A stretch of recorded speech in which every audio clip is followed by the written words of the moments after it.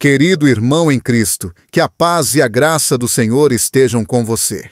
Nestes tempos de desafio, é importante lembrar o amor inabalável de Deus por nós. Assim como Jesus caminhou sobre as águas e acalmou a tempestade, Ele está presente em nossas vidas, guiando e protegendo-nos. Nunca estamos sozinhos, pois o Espírito Santo nos acompanha e nos fortalece em nossa jornada de fé. Confie no Senhor com todo o seu coração e não se apoie no seu próprio entendimento. Em todos os seus caminhos, reconheça-o, e Ele endireitará suas veredas. Que nossa fé seja o farol que ilumina nosso caminho e que possamos ser testemunhas vivas do amor e da misericórdia de Deus. Amém. Você sabia que existem objetos em sua casa que podem estar atraindo pobreza e maldições sem que você perceba? Não se trata de superstições, mas de princípios espirituais que a Bíblia revela com clareza. Em Deuteronômio 7:26, somos advertidos: não introduzirás coisa abominável em tua casa, para que não sejas anátema como ela. De todo a abominarás, pois é anátema. Esta instrução contundente não se refere apenas a ídolos ou imagens, mas a tudo o que representa desobediência ou impureza diante de Deus. Hoje, vamos nos aprofundar neste tema pouco falado, mas tremendamente importante. Vamos demonstrar como certos objetos, quando emprestados ou retirados do lar, podem abrir portas espirituais para a escassez, a ruína e a opressão. Revelaremos os princípios bíblicos que ajudarão você a proteger sua vida e seu lar de influências que muitas vezes passam despercebidas. Você está pronto para entender o que Deus tem reservado para você? Desde o princípio dos tempos, Deus estabeleceu princípios espirituais invisíveis que governam nossas vidas de maneiras que muitas vezes não entendemos à primeira vista. O que você possui, o que guarda em sua casa e o que permite que entre ou saia dela, não é um simples detalhe material. Tem implicações profundas no espiritual. Em Deuteronômio 7:26, somos advertidos com firmeza: não introduzirás coisa abominável em tua casa, para que não sejas anátema como ela. De todo a abominarás, pois é anátema. Este versículo, que pode parecer extremo em nossos dias, encerra uma verdade poderosa e esquecida. Existem objetos, pertences e elementos que não só carregam história, mas também maldição. Não entender isso é abrir a porta a consequências espirituais que se manifestam de formas como a ruína, a desordem, a pobreza e a perda de paz. Muitas vezes, pensamos que nossa luta é apenas contra circunstâncias ou decisões humanas, mas a Escritura nos revela algo mais profundo. Em Efésios 6:12, Paulo declara: porque não temos luta contra carne e sangue, mas contra principados, contra potestades, contra os governadores das trevas deste século. Quando em sua casa se começam a manifestar ciclos inexplicáveis de perda financeira, doenças recorrentes, discussões constantes ou um ambiente de opressão, muitas vezes não é coincidência. Às vezes, não se trata de um problema emocional, mas espiritual. Algo entrou em seu espaço sagrado, algo que você nunca deveria ter permitido que cruzasse o limiar de sua porta. E não se trata apenas do que você deixa entrar, mas também do que você permite que saia, pois até mesmo o que você empresta pode se tornar um canal de transferência espiritual se não houver discernimento. Ao longo da história bíblica, vemos múltiplos exemplos de como objetos aparentemente insignificantes desencadearam consequências catastróficas. Um dos casos mais impactantes se encontra no livro de Josué, quando o povo de Israel, após conquistar Jericó, foi instruído especificamente a não tomar nada do despojo, já que tudo estava destinado a ser destruído. Mas Acã, um homem do povo, desobedeceu. Tomou um manto babilônico, prata e ouro, e escondeu em sua tenda. O que parecia um ato secreto provocou uma cadeia de derrotas para todo Israel. Quando Josué buscou a causa, Deus revelou-lhe o pecado oculto e disse claramente: Israel pecou e até quebrantou a minha aliança que lhes mandei. Por isso, os filhos de Israel não poderão fazer frente aos seus inimigos. Josué 7:11. Acã não trouxe um ídolo para sua casa, não trouxe uma estátua. O que levou foi cobiça encarnada em objetos, coisas que Deus havia declarado proibidas. Isso foi suficiente para contaminar todo o seu acampamento. Esta história não é um conto moral, nem uma alegoria. É uma advertência viva. O que você introduz ou guarda pode contaminar sua atmosfera espiritual. Muitos crentes hoje ignoram este princípio, abrindo as portas a objetos que foram utilizados em práticas ocultas, rituais, ou que provêm de fontes que carregam consigo uma carga espiritual negativa. Uma simples figura decorativa comprada em um mercado estrangeiro, uma peça de roupa usada que foi abençoada ou consagrada em um contexto pagão, um livro de filosofia contrária à palavra, podem estar funcionando como pontos de contato para uma influência maligna em sua vida. E, na maioria das vezes, esses objetos não se manifestam imediatamente. É sua presença contínua e silenciosa que começa a erodir pouco a pouco sua paz, suas finanças, sua saúde e suas relações. A Escritura é clara a esse respeito. No livro de Atos, quando o Evangelho começou a ter impacto em Éfeso, muitos dos novos crentes compreenderam que não podiam continuar vivendo uma vida dividida entre a fé e suas antigas práticas. Em Atos 19:19, nos é relatado: muitos dos que haviam praticado magia trouxeram seus livros e os queimaram diante de todos, e, feita a conta do preço, acharam que era 50.000 peças de prata. Esses homens e mulheres não tentaram vender os livros, nem os emprestaram, nem os doaram, os destruíram. Sabiam que aquilo que havia sido instrumento do inimigo devia ser completamente erradicado de suas vidas se queriam viver sob a plenitude da bênção de Deus. Quando não obedecemos a este princípio, nos expomos sem perceber. Pense por um momento. Quantas vezes você sentiu que as coisas em sua vida simplesmente não avançam? Você experimentou uma sensação de estagnação inexplicável? Você se esforçou, orou, trabalhou duro e ainda assim tudo parece colapsar? Às vezes, o problema não está fora de você, nem mesmo dentro de você, mas ao seu redor. O inimigo é astuto. Não precisa possuir sua alma, se puder possuir sua atmosfera. Não precisa destruir sua fé, se puder contaminar seu ambiente.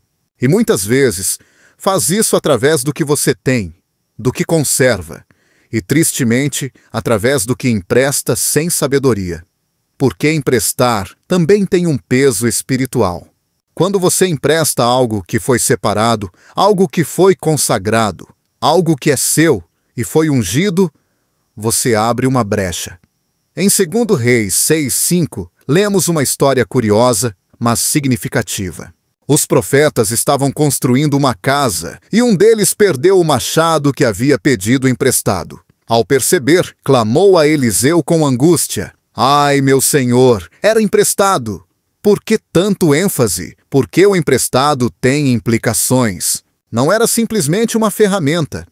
Era uma responsabilidade. Se um objeto alheio podia preocupar tanto a um profeta pelas consequências de tê-lo perdido, quanto mais devemos cuidar do que é nosso, e não devemos emprestar. Há pessoas que emprestaram bíblias, mantos de oração, instrumentos de adoração, roupas usadas em momentos de intercessão e começaram a ver consequências estranhas depois. Não se trata de não compartilhar por egoísmo, mas de entender que há coisas que Deus te deu para que estejam sob seu domínio, não para que transitem por ambientes que você não controla. Jesus mesmo nos ensinou a importância da santidade do espaço. Quando entrava em uma casa, muitas vezes, primeiro abençoava o lugar. Quando enviou os 70 em Lucas 10:5, deu uma instrução precisa: "Em qualquer casa onde entrardes, dizei primeiro: paz seja a esta casa." Ele sabia que nem todos os ambientes portavam paz e que era necessário estabelecer autoridade espiritual. Quanto mais devemos ter cuidado com o que sai de nossas casas em direção a lugares onde não se honra a Deus. O problema não é emprestar a uma pessoa, mas ignorar o entorno espiritual ao qual vai esse objeto. Alguns emprestaram roupas, móveis, eletrodomésticos, livros, pensando que faziam uma boa ação, mas ao fazê-lo, o inimigo encontrou uma brecha para entrar. E quando essas coisas retornam para casa, retornam com mais do que levaram. Jesus falou sobre isso em Mateus 12, 43-45, ao descrever como um espírito imundo sai de uma pessoa, mas se encontra sua antiga morada vazia, volta com outros 7 espíritos piores que ele, e entrando, moram ali. Embora o contexto seja pessoal, o princípio é aplicável ao ambiente. O que foi aberto espiritualmente pode ser habitado novamente se não for fechado com discernimento e autoridade. Deus quer proteger sua casa, sua família e seu futuro. Mas, para que sua proteção seja efetiva, você precisa alinhar sua vida com sua palavra. Você não pode pretender viver sob a cobertura divina se está ignorando os princípios que ele estabeleceu.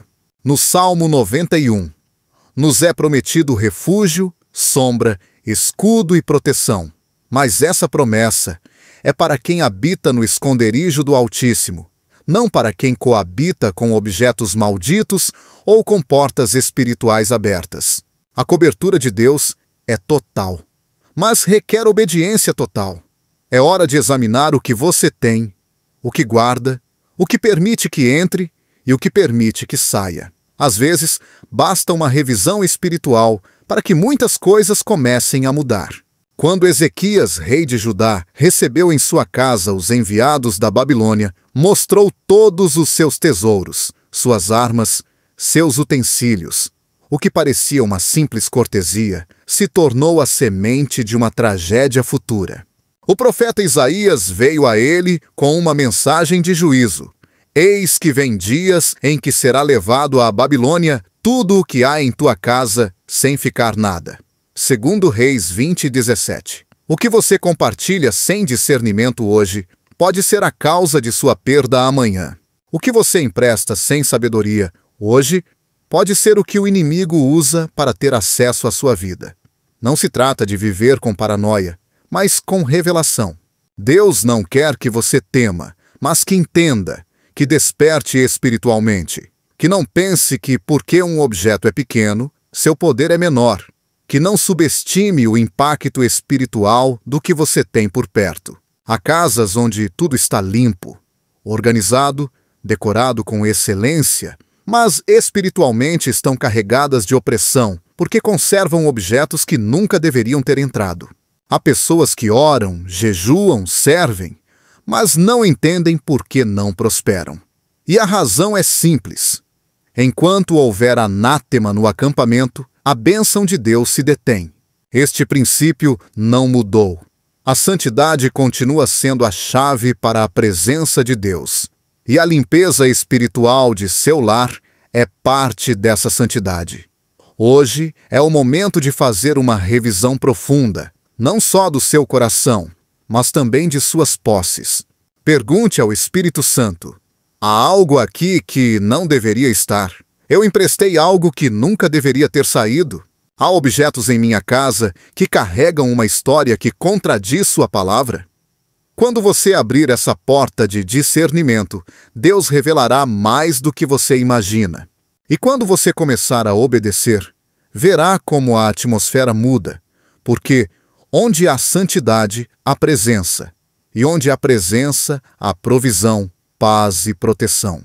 Há algo que muitos ignoram, mas que no mundo espiritual tem um peso determinante.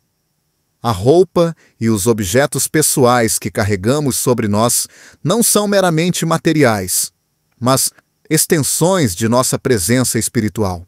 A Bíblia não trata desses elementos como assuntos superficiais. Desde o Antigo Testamento, vemos como Deus instruiu seu povo sobre a santidade, inclusive nas vestimentas. Em Êxodo 28, descreve minuciosamente a roupa do sumo sacerdote, não só por seu valor estético, mas por sua carga simbólica e espiritual.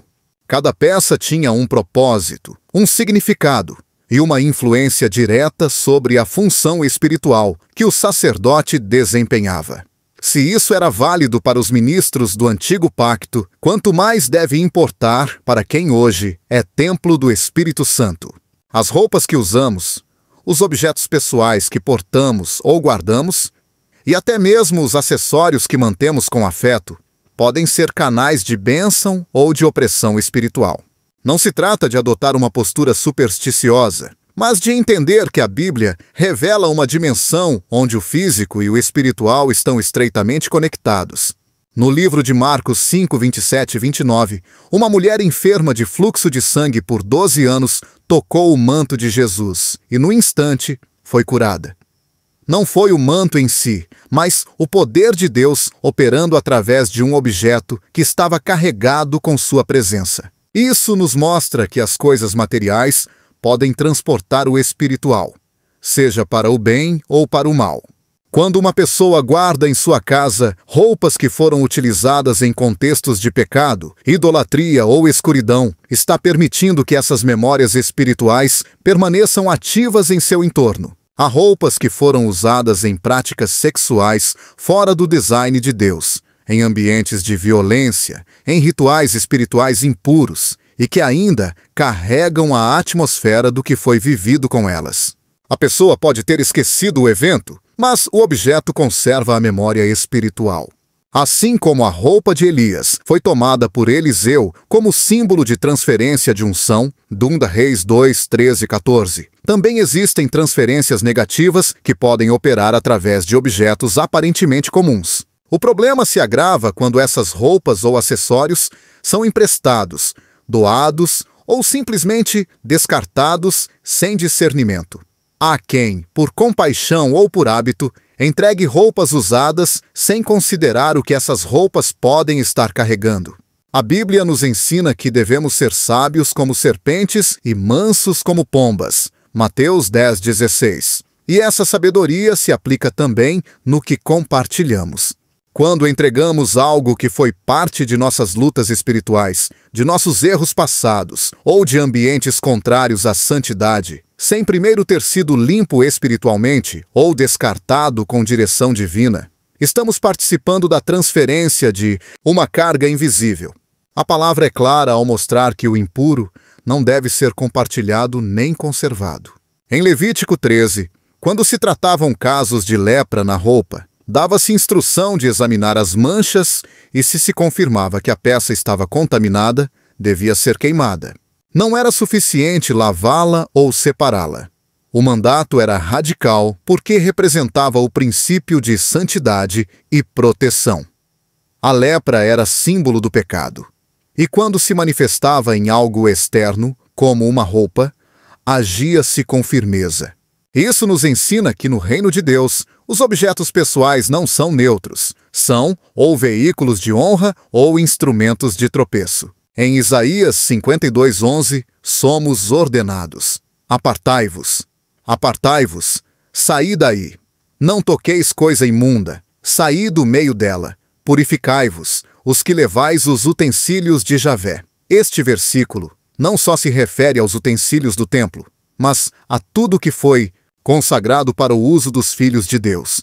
Se você está em Cristo, seu corpo, suas roupas, seus objetos são parte dessa consagração e não podem ser emprestados, entregues ou usados sem direção do Espírito, porque, quando o fazem, você pode estar conectando-se com esferas espirituais que contaminam sua atmosfera e enfraquecem sua comunhão com Deus. Muitos não entendem por quê, depois de certos intercâmbios, seu ambiente se torna mais pesado, porque sua mente começa a se encher de confusão, porque experimentam opressão ao dormir ou inquietação emocional, sem causa visível. A resposta pode estar no que conservam ou no que deixaram ir sem cobertura espiritual. Porque assim como a unção se transmite através do contato com o consagrado, também a carga do pecado pode se transmitir através do contato com o contaminado. Não tudo o que se herda é recebido, não tudo o que se encontra é conservado, não tudo o que se dá é aceito. Em Zacarias 3:4, o sumo sacerdote Josué aparece vestido com roupas imundas, enquanto está diante do anjo do Senhor. E o anjo lhe diz: tirem essas roupas imundas, tirei de ti teu pecado e te vestirei com roupas de gala. Este momento espiritual revela que as vestes eram mais que tecidos. Representavam o estado espiritual do sacerdote.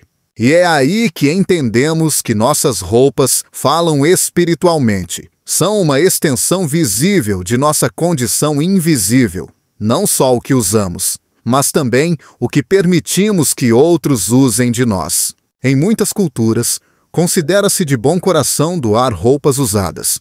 Mas, quando se faz sem discernimento espiritual, está se reproduzindo uma prática que pode trazer consequências. Há pessoas que, ao receber roupas de alguém, sem saber, também recebem as batalhas, os pecados não confessados, as cargas ou as opressões de quem as possuía. Não é superstição. É uma lei espiritual que se manifesta em múltiplas ocasiões nas Escrituras. Em Atos 19, 11, 12, Deus fazia milagres pelas mãos de Paulo, e diz o texto que até os lenços ou aventais que ele havia usado eram levados aos enfermos, e as doenças se iam deles, e os espíritos maus saíam. Como é possível? Porque o que estava impregnado com a presença de Deus funcionava como um canal de libertação.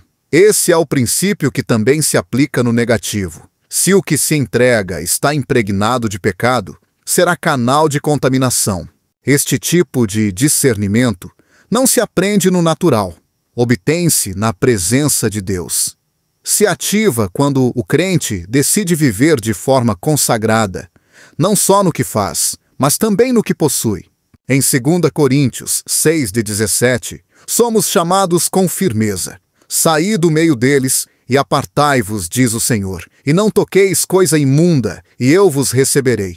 É um chamado à separação, à pureza, à limpeza radical. Você não pode caminhar em vitória espiritual se está apegado a objetos, roupas, recordações materiais que fazem parte de um passado sem redenção ou de um ambiente contrário à vontade de Deus. Mesmo no Novo Testamento, Jesus mostrou interesse pelo que as pessoas usavam. Na parábola do banquete de bodas, relatada em Mateus 22, 11 e 12, menciona-se que um dos convidados foi encontrado sem o vestido de bodas. O rei o confrontou: amigo, como entraste aqui sem estar vestido de bodas? E, sem ter resposta, foi lançado fora. Mais além do simbolismo, esta cena revela a importância de estar adequadamente revestido diante da presença de Deus. O vestido não era opcional, era parte do padrão espiritual. Assim também, nossas vestes físicas e espirituais devem refletir essa consagração, e devemos ter extremo cuidado com o que permitimos que nos cubra, nos adorne ou nos acompanhe. Os acessórios também têm poder simbólico e espiritual. Não são simplesmente adornos. Na Bíblia, os anéis, as pulseiras, as correntes e os mantos representavam autoridade, pacto, posição espiritual. Em Gênesis 41:42, Faraó tira seu anel da mão e o coloca na mão de José, vestindo-o com roupas de linho finíssimo. Essa transferência implicava uma elevação de posição e poder. Mas também há exemplos opostos. Em Oséias 2:13, Deus fala do julgamento sobre Israel por ter usado suas joias para adorar a Baal. Ela se adornava com seus brincos e joias, e andava atrás de seus amantes, e se esqueceu de mim. Este uso dos adornos revela um desvio do propósito original. O que deveria ser símbolo de honra se voltou instrumento de idolatria. É crucial entender que o que vestimos não só nos representa, mas pode estabelecer conexões espirituais. Nem tudo que brilha provém da luz. Nem tudo que se herda deve ser conservado. Nem tudo que se entrega é bênção. Há uma urgência espiritual em limpar, não apenas o coração, mas também o armário, a gaveta, a caixa de recordações, a prateleira esquecida. porque cada objeto, cada peça de roupa, cada acessório pode estar gritando espiritualmente algo que está afetando seu ambiente sem que você perceba. A limpeza espiritual inclui discernir quais objetos devem ser eliminados, quais devem ser redimidos com oração e quais simplesmente não devem sair de sua casa. Porque há coisas que, se foram dedicadas a Deus, devem permanecer sob cobertura. Não devem ser emprestadas, nem dadas, nem usadas sem propósito. Assim como os utensílios do templo não podiam ser usados para fins comuns, há objetos que, se foram utilizados em momentos de consagração, devem ser tratados com reverência. Você não pode doar uma peça de oração como se fosse uma camiseta qualquer. Não pode entregar um objeto que foi testemunha de sua adoração como se fosse mercadoria comum.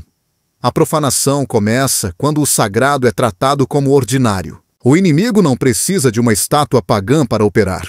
Basta-lhe um objeto que leve atadura espiritual, uma roupa que ainda conserve o cheiro do pecado, uma corrente que foi símbolo de opressão emocional, um anel que selou um pacto impuro. E se esses objetos ainda estão em sua posse, ou se foram entregues sem redenção, o inimigo ainda tem uma chave. A porta não foi fechada por completo.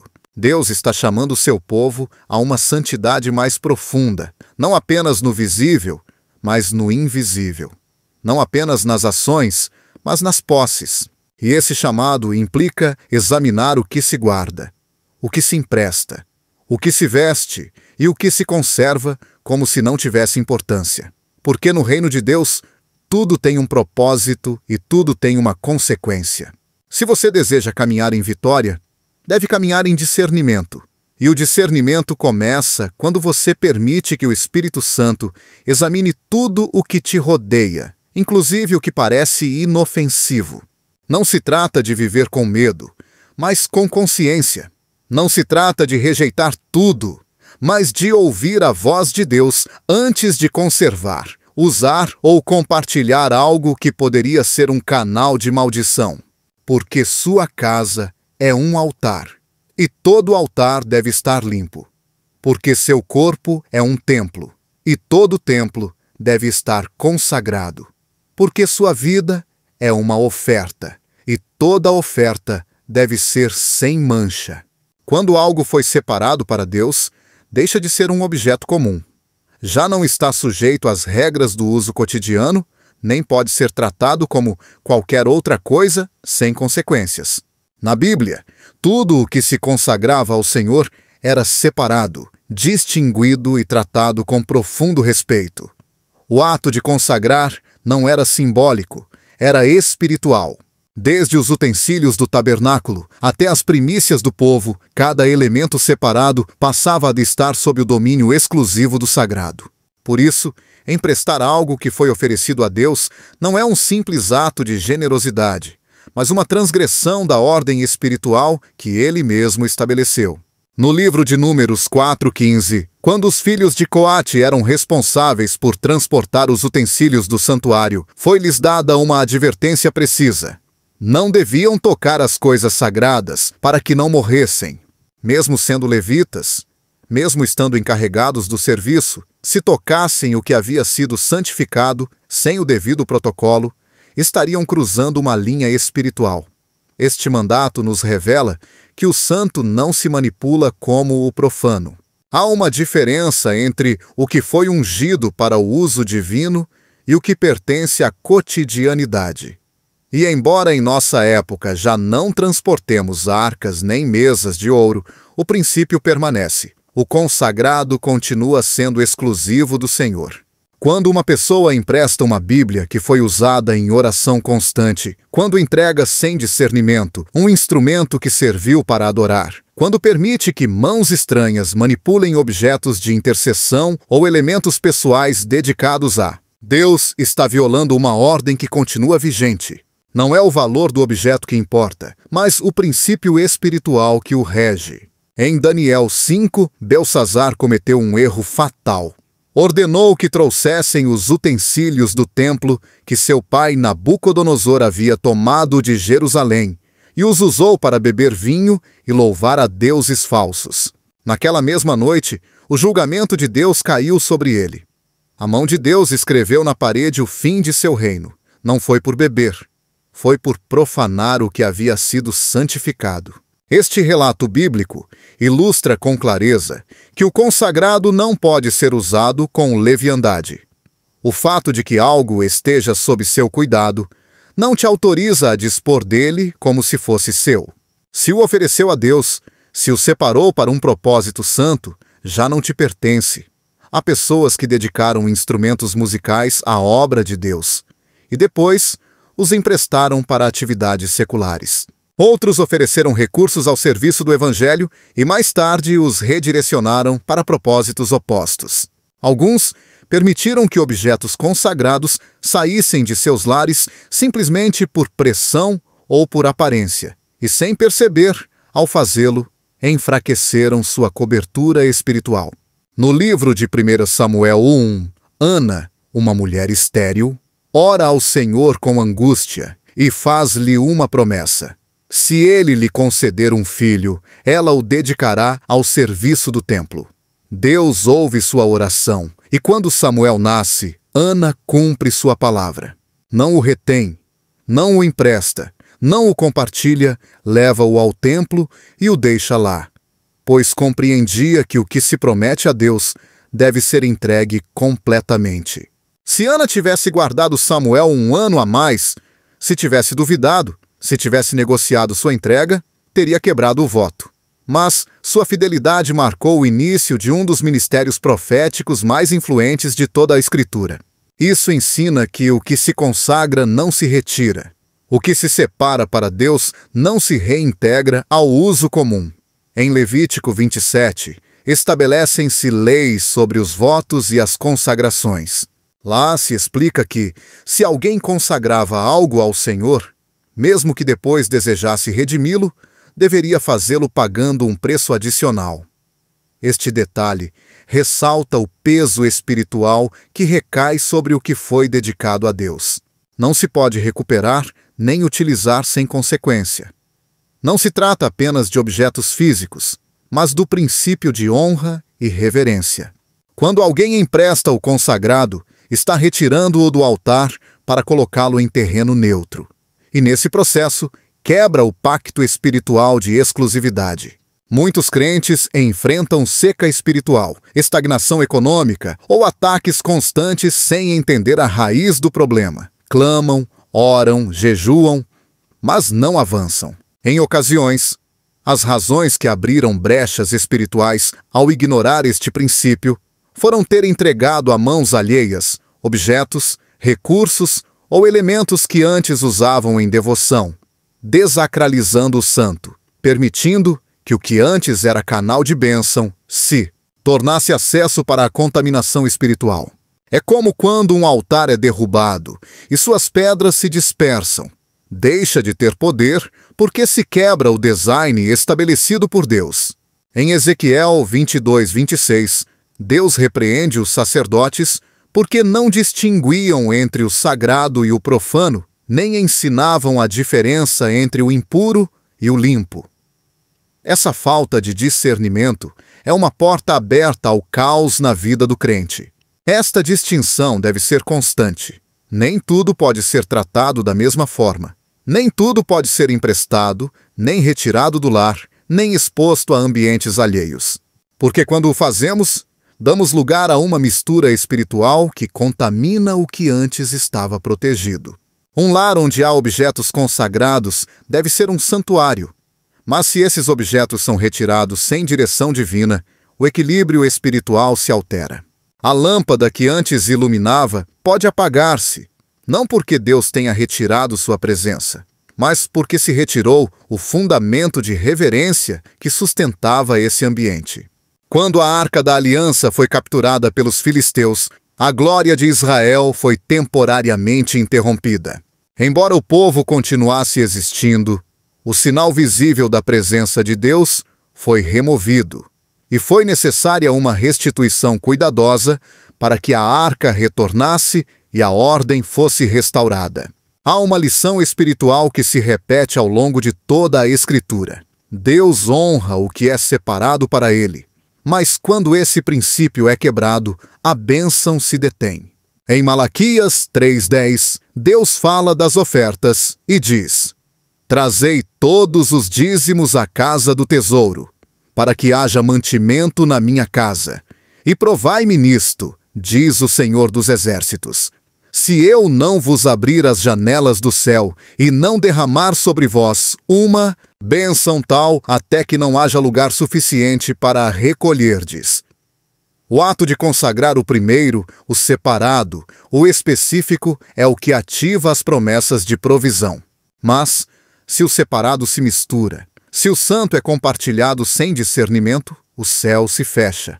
Há coisas que devem permanecer sob cobertura, não devem ser emprestadas, não devem sair do âmbito onde foram consagradas.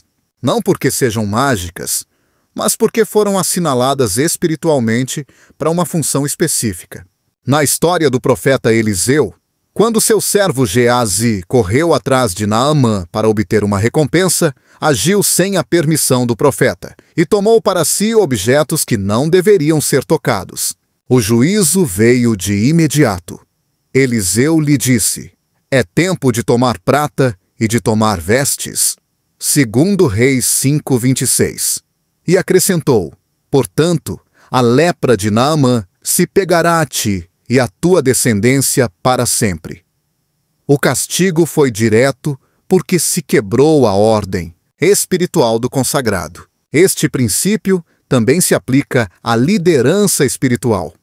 Quando um ministério, um líder, uma família consagram elementos para a obra de Deus, não podem depois usá-los para fins pessoais ou permitir que outros os utilizem fora do contexto de serviço.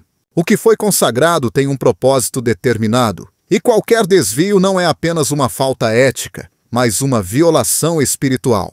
O tabernáculo de Moisés foi construído com materiais doados pelo povo, mas cada peça foi consagrada com óleo, símbolo da unção. Uma vez que algo era ungido, ficava marcado espiritualmente. Não podia ser reutilizado nem emprestado para outro uso.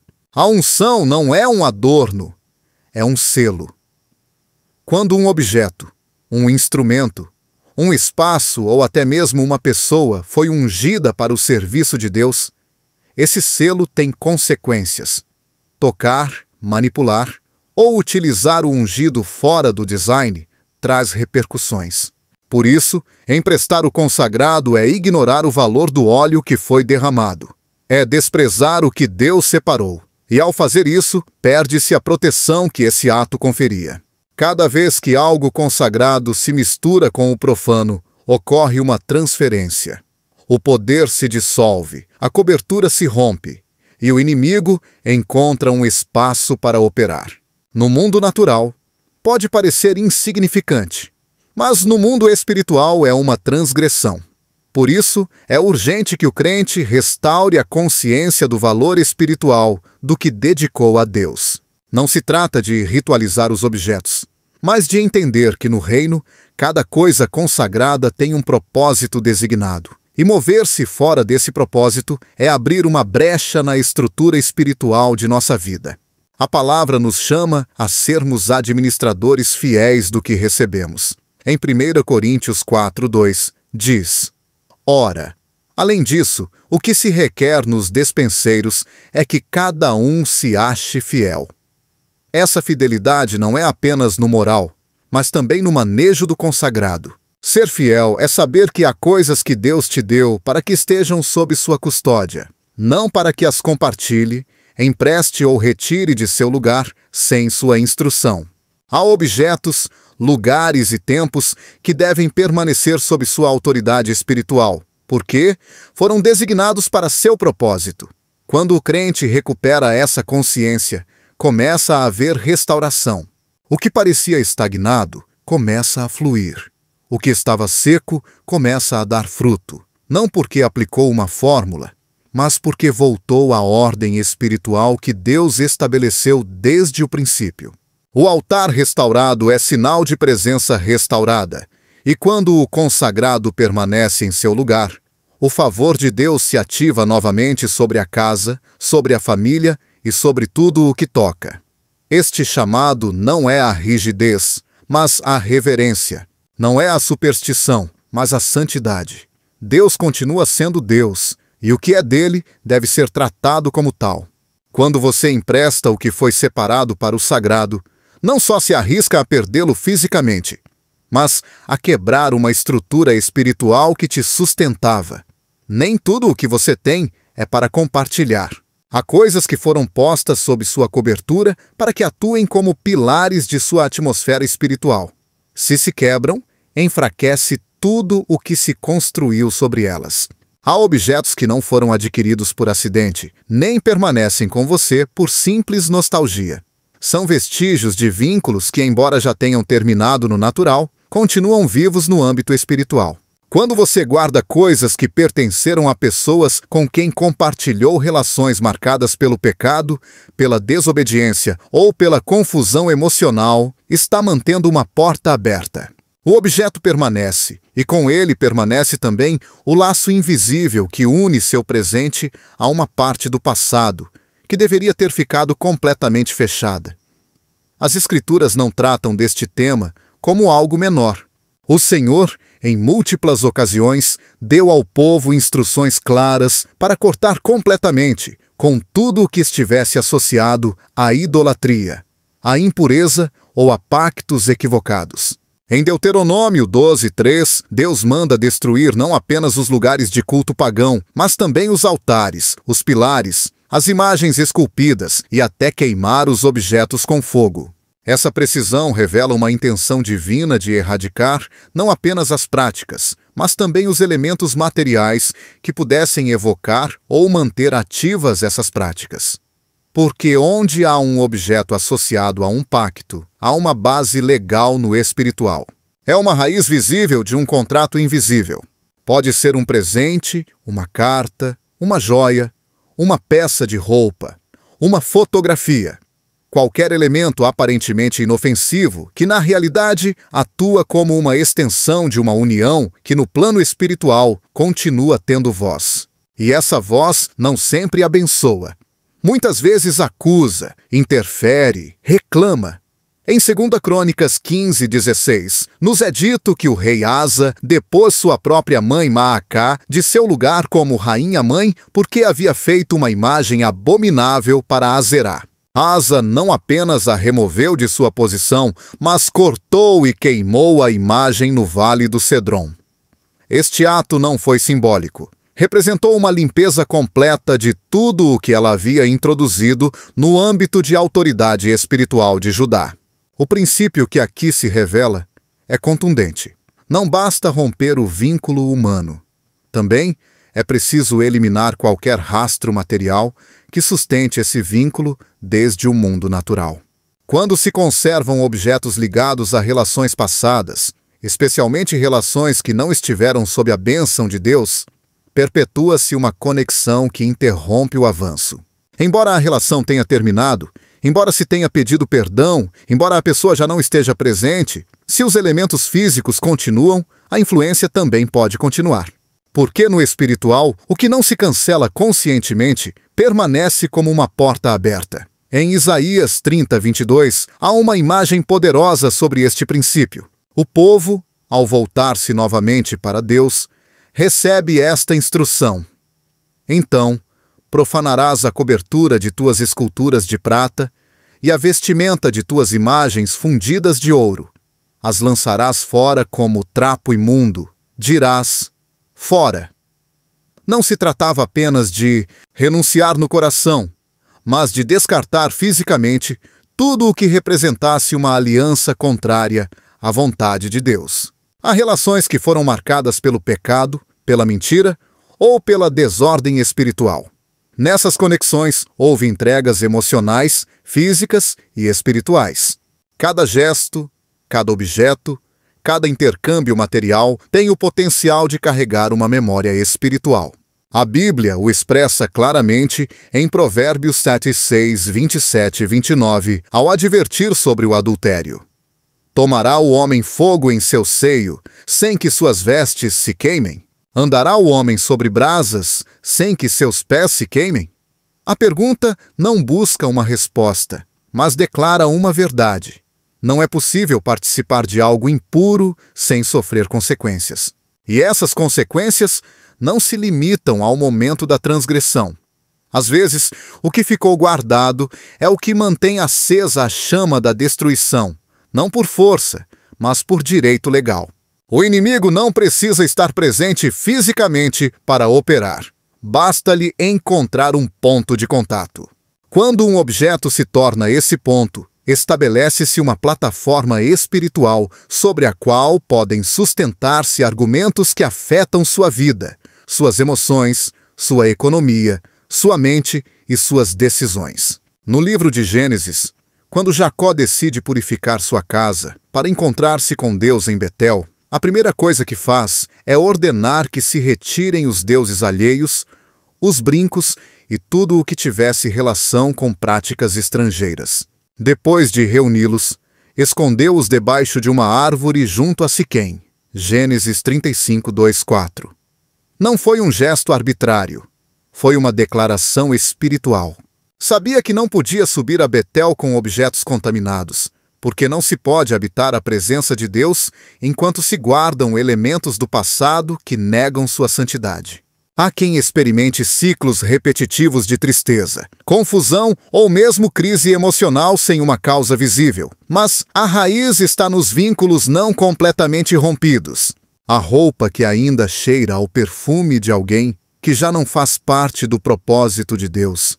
As cartas que evocam palavras pronunciadas sob uma atmosfera de pecado, os objetos que foram entregues em momentos de paixão fora da ordem divina, tudo o que esteve envolvido em uma união ilegítima pode conservar uma marca. E essa marca tem o poder de interferir com a nova direção que Deus quer estabelecer. A restauração não é parcial. Deus não trabalha em metades. Quando chama alguém a uma nova temporada, exige também uma separação completa da anterior. Em Êxodo 32, quando o povo fabrica um bezerro de ouro, enquanto Moisés está no monte, a consequência não só foi um castigo, mas também uma limpeza drástica. Moisés moeu o bezerro, espalhou sobre a água e obrigou o povo a bebê-la. Este ato, além de sua brutalidade, simboliza algo profundo. O que foi parte do pecado não podia ser recuperado nem reutilizado. Não deveria ficar nada. Deus queria que o povo entendesse que não se pode marchar à terra prometida carregando os símbolos do Egito. No âmbito espiritual, cada objeto representa algo. Pode ser uma memória, uma promessa, um pacto, uma dor, uma ferida ou um desejo não rendido. Quando não se discerne o que representam as coisas que se guardam, corre-se o risco de viver atado a uma história que Deus já quis fechar. Em Hebreus 12:1, somos exortados a nos despojar de todo o peso e do pecado que nos assedia. O peso não é necessariamente pecado, mas pode impedir o avanço. Guardar objetos de relações passadas é manter um peso que pode ancorar a alma ao lugar que Deus já deixou para trás. Os objetos têm o poder de despertar emoções, reviver pensamentos, reativar feridas. E nessa reativação também se dá oportunidade ao inimigo para operar. Em 2 Coríntios 2:11, Paulo diz que devemos agir com sabedoria para que Satanás não ganhe vantagem alguma sobre nós, pois não ignoramos suas maquinações. Uma de suas estratégias mais sutis é utilizar o que você já conhece, o que já foi parte de você, para mantê-lo ancorado ao que já não deve ter lugar em sua vida. Ele não precisa forçar o presente, se pode manipular sua percepção através do passado, e muitas vezes faz isso mediante os objetos que ainda sustentam um laço invisível. O ato de guardar, quando feito sem discernimento, torna-se uma forma de perpetuar pactos quebrados. Quando Deus estabelece um novo tempo, demanda uma limpeza. Em Josué 24:14, antes de renovar o pacto com o povo, Josué declara: Tirai os deuses alheios que estão entre vós e inclinai vosso coração ao Senhor. Não se tratava apenas de levantar um altar.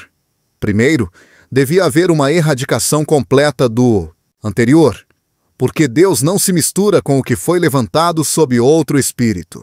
O novo pacto não floresce sobre fundamentos contaminados. A presença de objetos contaminados com vínculos do passado não só afeta o indivíduo, como também contamina o ambiente onde se vive. Uma casa onde se conservam recordações materiais de relações contrárias ao ordenamento de Deus pode se tornar um espaço espiritualmente vulnerável. As discussões se intensificam, os sonhos se perturbam, as portas de provisão se fecham e o crescimento espiritual se detém. Não por falta de fé, mas por contaminação de raiz. Assim como um pouco de fermento fermenta toda a massa, um objeto contaminado afeta todo o entorno. A Bíblia não chama a repressão emocional, mas a pureza da alma. Não se trata de negar o vivido, mas de discernir o que deve ser eliminado para avançar com liberdade.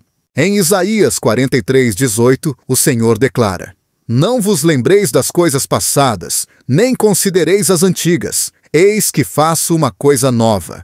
Esta promessa é condicional. Só pode cumprir-se em um terreno onde as coisas passadas já não governam. Se algo material conserva autoridade emocional ou espiritual sobre você, é sinal de que ainda não deu o passo definitivo em direção ao novo. O coração humano tende a se apegar ao visível, especialmente quando o invisível ainda dói. Mas no reino, o avanço requer desprendimento. O apego ao que Deus já pediu para deixar pode se tornar uma forma de desobediência. E onde há desobediência, não há bênção. Não é uma questão de sentimentalismo, é uma questão de legalidade espiritual. Enquanto o inimigo tiver uma porta aberta, a opressão continuará tendo direito. E muitas vezes, essa porta é uma gaveta fechada que guarda o que nunca deveria ter sido conservado. Deus não te chama a esquecer, mas a liberar. Não te chama a apagar a história, mas a fechar o ciclo. E essa cura muitas vezes começa com um ato físico de obediência. Retirar, queimar, destruir, descartar. Não com ódio, mas com entendimento. Não com rancor, mas com resolução. Porque o que ainda está presente em forma de objeto pode estar impedindo que o que Deus preparou se manifeste. É uma decisão que quebra cadeias invisíveis e libera a atmosfera para o cumprimento do propósito. Esta é a hora de examinar o que se conserva, o que se empresta, o que se guarda, como se não tivesse valor, mas que na realidade sustenta pactos que Deus já revogou. Cada objeto conta uma história. A pergunta é: que história está contando sobre você? É uma história de obediência ou de resistência? É um testemunho de redenção ou uma marca do passado não resolvido? A resposta determinará o ambiente espiritual que te rodeia e o terreno sobre o qual você caminha. Quando Deus estabelece autoridade sobre uma casa, não o faz como um ato simbólico, mas como uma declaração espiritual de domínio. O lar não é simplesmente um espaço físico onde se vive, mas uma extensão do território espiritual que foi confiado a quem o habita. Desde o princípio, o desígnio de Deus foi que cada família funcionasse como uma unidade sob cobertura, uma esfera onde se manifestasse sua ordem, sua presença e sua bênção. Mas quando esse desígnio se quebra, quando se permite que o que entra e sai desse espaço o faça sem discernimento, vulnera-se essa autoridade, e com isso enfraquece-se a proteção. Em Lucas 11, 21, 22, Jesus expõe um princípio-chave ao dizer: quando o valente guarda armado a sua casa, em segurança está tudo o que tem. Mas, sobrevinhando outro mais valente do que ele, e vencendo-o, tira-lhe toda a armadura em que confiava e reparte os seus despojos.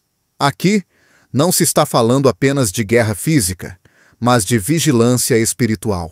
O valente representa quem exerce autoridade sobre um território, e suas armas são os princípios que o protegem. Se essas armas são menosprezadas, se a ordem se quebra, o adversário encontra uma oportunidade para entrar, despojar e dominar. Este princípio aplica-se diretamente ao lar. Quando quem habita uma casa não exerce vigilância espiritual sobre o que se guarda, o que se empresta, o que se permite ingressar, o inimigo obtém legalidade para atuar. O lar deve ser um santuário. No Salmo 91, promete-se proteção, abrigo e salvação, mas essa promessa está dirigida a quem habita no esconderijo do Altíssimo. Não é uma cobertura automática. Habitar implica permanecer, implica estabelecer-se em obediência sob os estatutos de Deus. E parte dessa obediência é exercer domínio espiritual. Permitir que objetos contaminados entrem, ou que elementos consagrados saiam dela sem a direção do Espírito, é como entregar uma chave ao inimigo para que tenha acesso ao que deve estar protegido. O desígnio bíblico do lar sempre foi um lugar de instrução, de pureza, de pacto. Em Deuteronômio 6:9, o Senhor instrui que suas palavras estejam no coração, mas também que se ensinem em casa, que se escrevam nos postes e nas portas. Isso revela uma intenção clara, que o ambiente do lar esteja saturado da presença de Deus. As portas não são apenas entradas físicas, mas portais espirituais. O que entra e o que sai determina o que se estabelece como atmosfera. Se o lar é tratado como um lugar comum, se presta a fazer depósito de coisas que não glorificam a Deus, se converte em canal de trânsito de objetos sem propósito nem cobertura, perde sua função espiritual e se torna terreno exposto.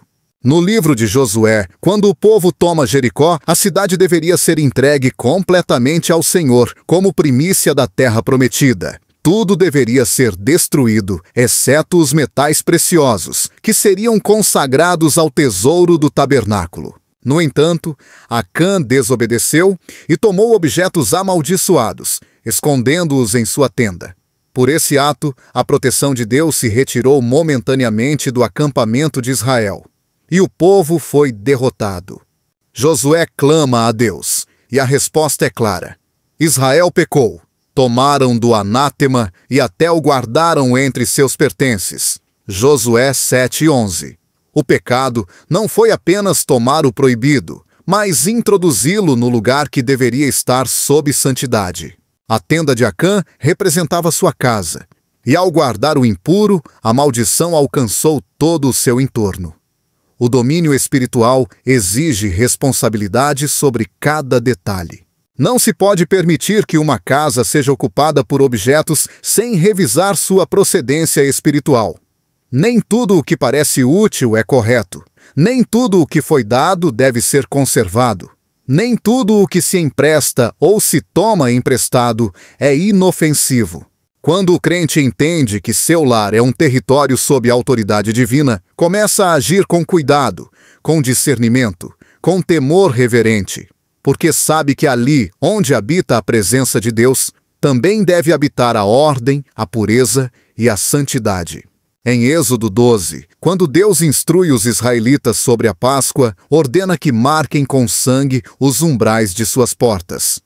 Esse sangue não era um símbolo estético, era um limite espiritual. O anjo destruidor passaria de largo ao ver essa marca, não pelo material da porta, mas pela autoridade que o sangue representava. Isso ensina que o que marca um lar como território protegido não é sua aparência externa, mas a evidência de que ali reina o ordenamento espiritual de Deus. E esse ordenamento se manifesta em como se administram as coisas, no que se permite guardar, no que se decide expulsar e no que jamais se deve emprestar. O mundo espiritual não reage a intenções, mas a legalidades. Se alguém permite que sua casa se encha de objetos sem cobertura espiritual ou se empresta o que foi separado para um propósito sagrado, abre uma brecha que o inimigo pode aproveitar.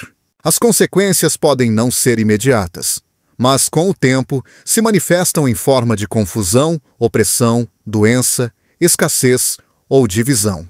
Não porque Deus tenha abandonado esse lar, mas porque o ordenamento foi alterado e a autoridade não foi exercida. Em Provérbios 24:3-4, declara-se: Com sabedoria se edifica a casa, e com entendimento ela se firma, e pelo conhecimento se encherão as câmaras de toda sorte de bens preciosos e deleitáveis. Essa sabedoria não é apenas administrativa, é espiritual. É necessário entendimento para discernir quais coisas permitem que um lar prospere e quais são causa de tropeço. Não se trata de viver com medo, mas de caminhar com luz. Não se trata de proibir tudo, mas de governar com autoridade espiritual tudo o que se recebe, se guarda e se move dentro do espaço que foi posto sob seu cuidado. Deus entrega territórios com propósito, não abençoa por capricho, mas por direção. E se te confiou um lar, também te deu autoridade sobre ele. Essa autoridade não pode ser exercida se não houver alinhamento com os princípios espirituais que regem seu reino. É momento de retomar o domínio, não com força humana, mas com obediência. Porque o inimigo não teme quem grita, mas quem obedece. Não se submete diante de quem reage, mas diante de quem está coberto. E essa cobertura se ativa quando a casa se torna um espaço onde apenas o que glorifica a Deus tem lugar. O discernimento é um dos dons mais urgentes e menos buscados em tempos onde o aparente substitui o verdadeiro. Não se trata apenas de saber distinguir entre o bom e o mal, mas de compreender o que parece inofensivo, mas que no espírito representa um perigo. A obediência, por sua vez, não é uma emoção. É uma ação determinada pela vontade de Deus e sustentada pela humildade. Quando essas duas virtudes operam juntas, tornam-se um escudo invisível, que protege, guia e preserva o crente de cair em armadilhas preparadas para desviar seu destino. Em Hebreus 5,14, declara-se que o alimento sólido é para os que são adultos, para aqueles que, pelo uso, têm seus sentidos exercitados para discernir tanto o bem como o mal. A maturidade espiritual não se mede pelo tempo na fé, mas pela sensibilidade para identificar o que não se alinha com a vontade de Deus. Quando se empresta algo sem ter exercido discernimento, corre-se o risco de entregar mais que um objeto. Entrega-se acesso, entrega-se autoridade, entrega-se cobertura. Nem todo pedido deve ser concedido, nem toda troca deve ser permitida. E a única forma de saber é quando o espírito foi treinado pela obediência. Em 1 Samuel 15, 22, o profeta Samuel confronta o rei Saul com uma verdade que continua vigente. Tem o Senhor tanto prazer em holocaustos e sacrifícios, como em que se obedeça à palavra do Senhor? Eis que obedecer é melhor do que sacrificar. Saul acreditou que sua intenção justificava sua ação, mas Deus não mede intenções. Mede obediência. Quando se empresta o que não deveria ser tocado, quando se entrega o que foi separado, não se comete um erro humano, se quebra uma instrução divina, e a consequência é perda de autoridade espiritual. O discernimento não é um privilégio reservado para poucos. É uma necessidade básica para todo aquele que deseja manter sua casa, sua vida e seu propósito fora do alcance do inimigo. Deus não chama a viver com temor, mas sim com consciência. Em Provérbios 3, 5, 6, a palavra nos exorta: confia no Senhor de todo o teu coração e não te estribes no teu próprio entendimento. Reconhece-o em todos os teus caminhos, e ele endireitará as tuas veredas. Onde há obediência, há direção, e onde há direção, há preservação. O crente que caminha em discernimento e obedece sem negociar, torna-se um muro inquebrantável. Suas decisões, mesmo as mais pequenas, estão alinhadas com o céu. E quando o céu aprova, a terra responde. O inimigo retrocede, as portas se fecham, e a bênção encontra terreno fértil. Porque o que não se empresta, o que não se entrega sem direção, o que permanece sob obediência, se transforma em semente de honra. Tudo o que Deus te confiou tem um propósito que vai além de sua utilidade visível. Você não foi chamado para administrar objetos, mas atmosferas.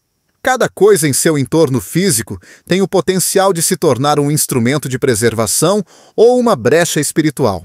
E é aí que o silêncio do crente pode ser tão perigoso quanto o erro consciente, porque o que não se vigia com intenção se perde por omissão. Hoje, não se trata apenas de emprestar ou não emprestar, de guardar ou descartar. Trata-se de recuperar o princípio perdido do sagrado. Aquilo que foi posto sob sua cobertura não pode ser tratado como se não tivesse peso eterno. Deus não só quer proteger seus bens ou sua casa, quer que você compreenda que tudo o que está sob sua autoridade é uma extensão de seu chamado. E quando caminha com essa consciência, cada decisão material se torna um ato espiritual. Não é superstição, é governo. Não é medo, é revelação. Não é controle, é obediência. O Senhor está chamando uma geração que não apenas saiba resistir ao inimigo, mas que saiba fechar as portas antes que ele tente entrar. Porque o verdadeiro poder não está no que você enfrenta, mas no que você decide não permitir.